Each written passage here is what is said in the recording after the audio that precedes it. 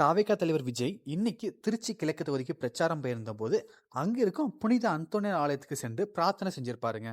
அதுவும் முட்டி போட்டு நடந்து சென்று உருக்கமா பிரார்த்தனை செஞ்சிருப்பாரு. இந்த வீடியோ ட்ரெண்ட் ஆகி வந்த நிலையில இப்போ ஒரு சர்ச்சையும் கிளம்பியிருக்கு. அது என்னன்னா, விஜய் சர்ச்சுக்கு போயிருந்த போது அவர் அணிந்திருந்த துண்டு தாங்க. விஜயின் கழுத்துல அவரது கட்சியின் சின்னம் பொறித்த துண்டு பளிச்சுன்னு தெரிஞ்சதுங்க. வழிபாட்டு தலங்கள்ல சாதாரணமா சென்று வழிபாடு செய்வது வேறு. ஆனா தேர்தல் நேரத்துல கட்சி அடையாளத்துடன் செல்வது என்பது தேர்தல் நடத்தை விதிமீறல்னு நெட்டிசன்கள் குற்றம் சாட்டுறாங்க. தேர்தல் ஆணையத்தோட விதிகளின்படி வழிபாட்டு தலங்களுக்குள் கட்சி சின்னத்தை பயன்படுத்தி விதிமீறலாகும். இதன் காரணமா தான் விஜயின் செயல் இப்ப சர்ச்சையில சிக்கியிருக்கு.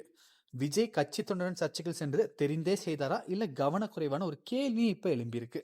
எது எப்படியா இருந்தாலும் கட்சி தொண்டுடன் சர்ச்சுக்கு சென்ற விஜய் மீது தேர்தல் விதிமீறல் வழக்கு பதிவு செய்ய வேண்டும் என நெட்டிசன்கள் சொல்லிட்டு வராங்க. இதே போலதான் கடந்த வாரம் மதுரையில ஒரு சம்பவம் நடந்துச்சு. அதுல பிடிஆர் பழனிவேல் தியாகராஜனுக்கு எதிராக போட்டியிடும் சுந்தர் சி எல்லிஸ் நகர் பகுதியில் ஒரு சர்ச்சுக்கு சென்றிருப்பாருங்க. அப்ப அவர் கழுத்துல அதிமுக சின்னம் பொறுத்த துண்டு அணிந்திருப்பாரு.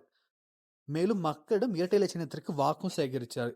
இது தொடர்பாக அவர் மீது வழக்கு பதிவு செய்யப்பட்டது குறிப்பிடத்தக்கது. சர்ச் இல்லாம விஜய் அம்மன் கோயில் மற்றும் ஒரு பள்ளி வாசலுக்கும் திருச்சி கிழக்கு தொகுதியில போயிருந்தாருங்க. இந்த 2 இடங்களில் எந்த கட்டுப்பாடும் விதிக்கப்படவில்லை. விஜயை பார்க்க மக்கள் கோயிலை சுற்றிலும் பள்ளி வாசலையும் அதிகமாகவே இருந்தாங்க.